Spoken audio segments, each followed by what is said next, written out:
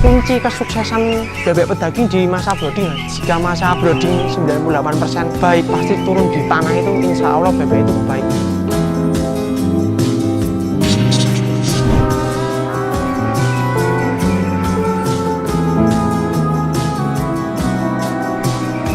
Perkenalkan, nama saya Riko Sukma Febri Wijaya. Saya terjun di dunia peternakan bebek daging.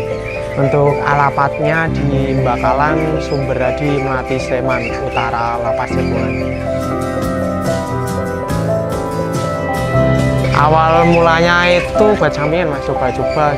Jadi dulu cuma iseng-iseng aja sih mas. Dari bebek petelur, pengen nyoba bebek pedaging. Dari 100 ekor awal mula, coba 100 ekor. Tapi itu sambil kerja mas. Ibaratnya bebeknya nggak kerawat loh mas. Itu akhirnya lama-kelamaan nggak paham. Akhirnya ya sampai sekarang sih mas. Itu akhirnya memilih resign dari bank. Tak fokusin, tak tekatin di sini. Awal-awal itu ya banyak mas dibilang mosok isenom ini bebek, tapi ya lama-kelamaan jadi kebiasaan sih mas.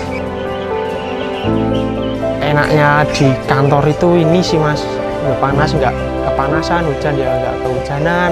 Cuman ya gajinya segitu-gitu terus aja sih mas, kalau nggak ada kemajuan. Kalau di kantor tertekan mas, tekan atasan mas. Kalau di sini kan untung dibawa sendiri, rugi bawa sendiri, pusing bawa sendiri sih mas. Uang sinawang mas. Uang sinawang itu artinya orang lihat itu enak mas, tapi kita yang menjalani. Nah kalau enaknya peternak itu ya walaupun gaji tidak pasti, kalau kita niat insya Allah ada sih mas. Makanya sampai resign itu berarti ya peternakan lebih menggiurkan sih mas. Enak ini mas, ini katakanlah per ekor untung 10.000 mas, paling jelek ya 10.000 lah ya mas, dikali 400 ekor. Nah ini sistemnya estafet mas, jadi seminggu sekali panen. Katakanlah 10.000 kali 400, 4 juta, 4 juta dikali 4 kali. Baru ini kan baru posisi bebek itu jelek mas, jadi panenan itu kalau dibilang itu bludak. Nah ini turun populasi mas, biasanya per kotak ini 500, jadi populasi harusnya itu 2000 mas, tapi cari aman aja turun populasi dulu. Ini bebek hibrida mas, ya kalau sama Peking hampir sama lah mas. Saya memilih bebek pedaging karena yang ternak dikit mas, akhirnya saya coba di bebek pedaging. Untuk peternak bebek petelur sama bebek pedaging beda ya mas. Untuk petelur ya dari segi kandang itu sangat beda ya mas, bukan kayak gini ya mas. Terus dari perawatan, dari bibit itu beda, sangat beda. Untuk bebek petelur itu ya mas, masa bertelur itu 6 minggu mas. 6 minggu itu dia baru belajar mas. Iya masih jelek lah mas, masih kecil-kecil. Kalau bebek petelur terus 2 bulan itu kita harus modal dulu mas. Jadi kita harus modal bibit, modal pakan. Di bulan ketiga itu biasanya kita baru bisa untuk balik modal pakan. Nah bulan keempat, kelima itu biasanya masih baru bisa balik modal semuanya mas, dari untung petelur. Nah kalau bebek pedaging kita itu ternak katakanlah 35 sampai 40 hari gitu. Itu kalau berhasil itu pasti balik modal mas. Kalau segi perawatan lebih simpel bebek pedaging mas daripada bebek petelur ya. Katakanlah bebek pedaging itu kita jual daging, jadi kasih makan itu los saja mas. Itu ibaratnya kita mau gemuk mas, kita harus gym, kita harus makan protein yang tinggi ya. Kita terapkan ke bebek mas. Kalau mau jadi daging kasih makan aja yang banyak. Cuman kita harus minimalisir FCR ya mas di peternakan.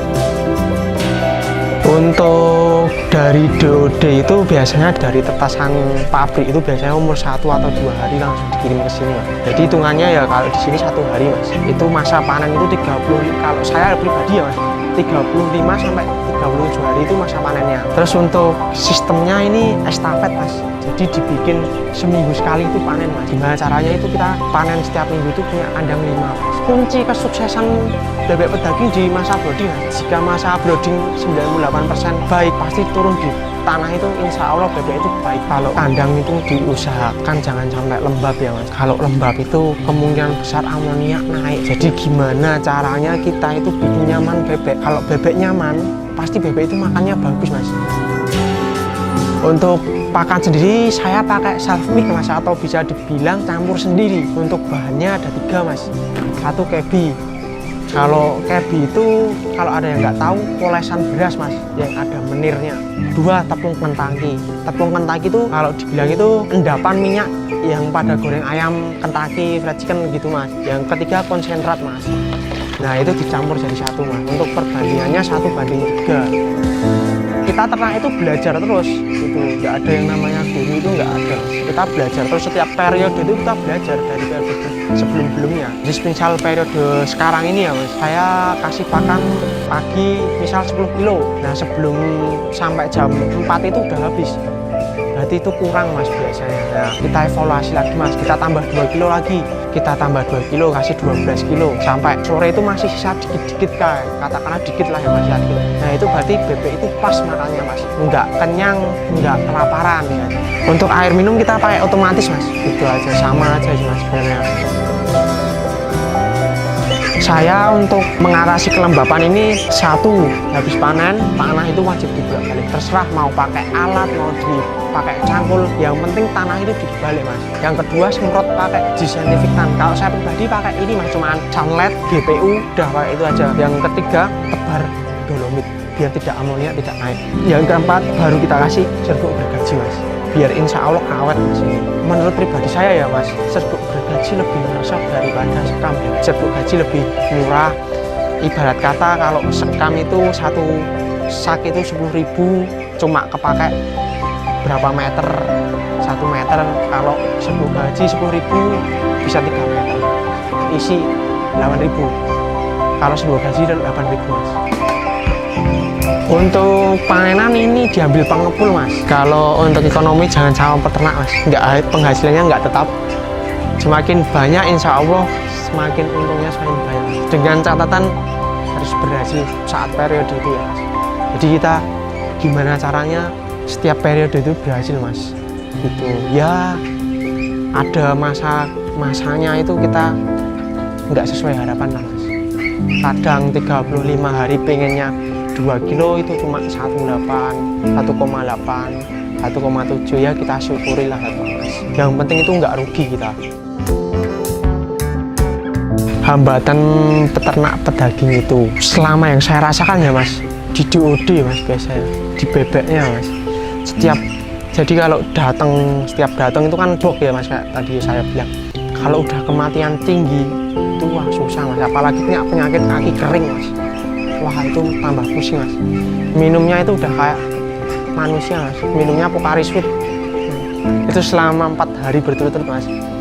Habis berapa liter sendiri mas kalau buat 400 ekor. Harapan saya ke depan ya mas, satu harga bebek stabil ya mas. Yang kedua pengen lebih berkembang di dunia peternakan aja mas. Untuk anak-anak muda itu kalau dikasih modal seberapapun, tapi kalau nggak ada ilmu itu ya sama aja nol sih mas. Jadi nomor 1 itu ilmu mas, cari dulu ilmunya, kejar ilmunya dulu. Kalau emang niat, sewa dulu aja mas. Sewa bekas kandang ayam lah atau apa itu nanti tinggal direnov aja mas, gampang. Sama niat yang penting mas. Kalau nggak ada niat, 1 bulan 2 bulan udah bosen pasti. Dulu ada salah satu peternak mas di sini, saya sambang ke sana mas. Dulu saya cari ilmunya, saya hampir itu mas, setiap hari itu saya ke sana, hampir ngikutin adain malasnya dia dari bangun tidur mas sampai saya hidup di sana. Jadi dari dia bangun tidur, dia kandang itu saya ikut mas, saya pelajari mas. Akhirnya bisa mas. Dulu ternak itu 100 ekor, itu kematian itu hampir 50% mas, karena belum ada ilmu itu mas. Setelah belajar ya agak mending lah mas, better lah ya. Ternak 100 ekor saat panen itu bisa 80 ekor, jadi kematian 20%. Itulah tambah better lah mas, tambah baik. Untuk teman-teman yang mau belajar, sharing-sharing, saya suka mas sharing-sharing sama orang, nambah ilmu soalnya. Kunjungan ke sini, main-main, silahkan datang ke sini mas. Atau mau beli, boleh mas. Mau belajar, mau apa, saya juga jual DOD mas. Juga jual DOD, jual pakan, gitu mas. Misal mau beli pakan nih mas, mau beli kebli aja bisa, tepung pentaki aja bisa, konsentrat bisa, atau saya campurkan dari saya bisa. Gitu. Yang mau kunjung ke sini boleh mas, datang ke sini, monggo. Alamatnya tinggal buka aja di Maps Bebek Peking Riko atau WA saya. Nomornya 0896 5402 2537 guys.